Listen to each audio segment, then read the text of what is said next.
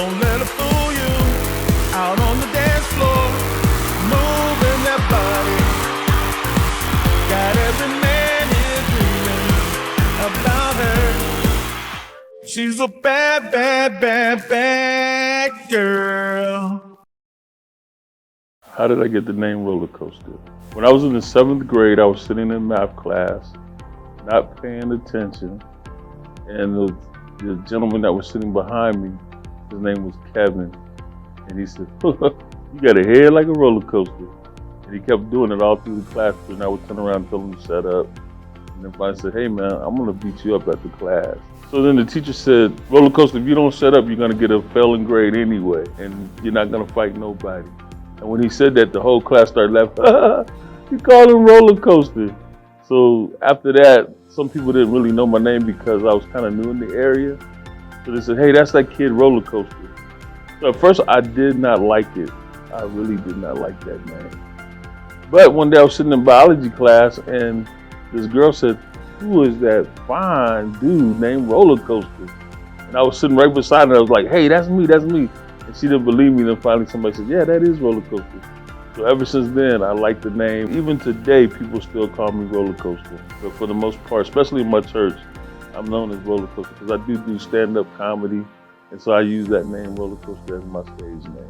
I think Rollercoaster Davis is very friendly and very nice. He's one of the nicest people probably in the school. He'll meet someone and he'll just make them laugh or, be their friend. Even to people who probably are not having a good day or not very outgoing. I always wanted to play the guitar and I tried. For some reason I just couldn't get coordinated with the guitar. And every time when I would get in a band, they would always make me like the lead singer. I guess they felt like I had the best voice, so I knew if I couldn't count on me playing the piano or the keyboard, forget about the drums because my feet were just too big. And so like I said, they always picked me to be the lead singer because I would really come up with good ideas for good songs. So they said, "Hey, you're gonna be the lead singer." This probably started when I was in the 7th grade as well. So then that's where it all started because I was, in a band and we only had 2 songs and we wrote those 2 songs and that was it. His lyrics, top tier. I think that he has a lot of cool songs. He had them vocals, you know what I mean? But the fact that he's a teacher and the music is pretty good is insane.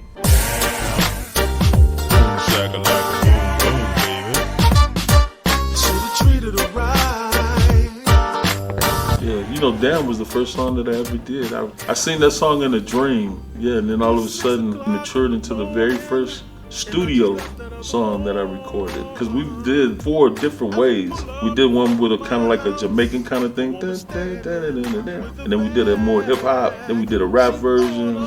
And then we did a more R&B style. So it's been, sampled plenty different ways. I have a lengthy career. I started out in the military, 20 years in the military. And then once I got out of the military, I worked for Atmos, which is the gas and electric company here in town.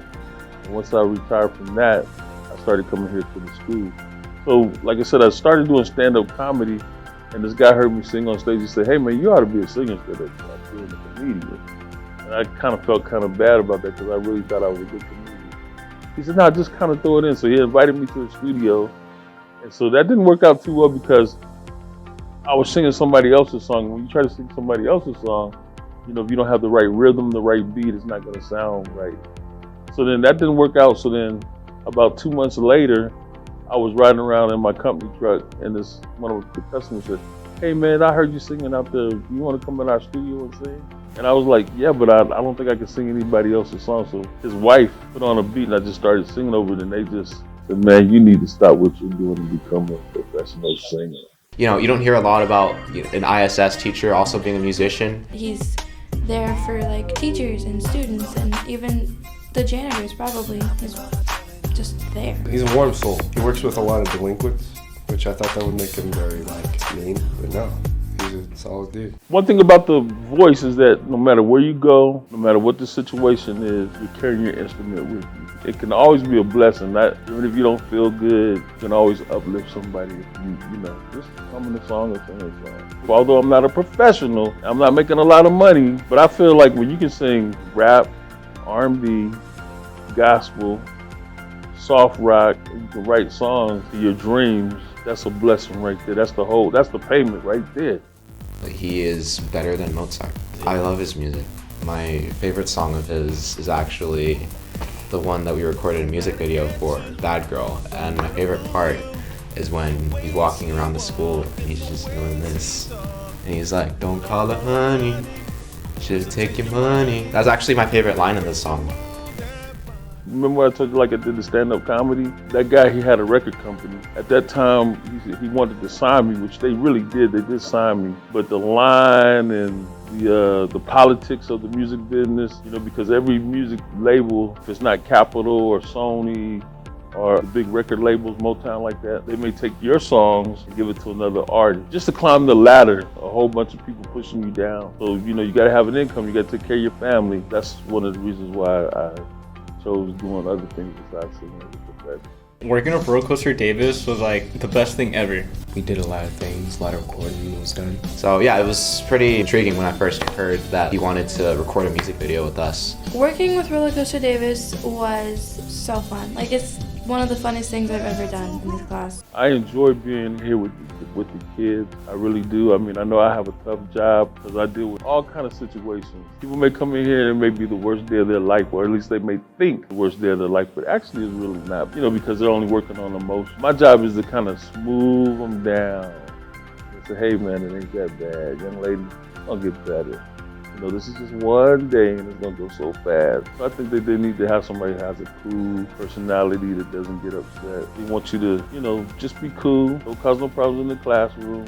If you're angry, you know, just be quiet and get your work done. But I will allow you to have a buffer zone and cool off and get refocused.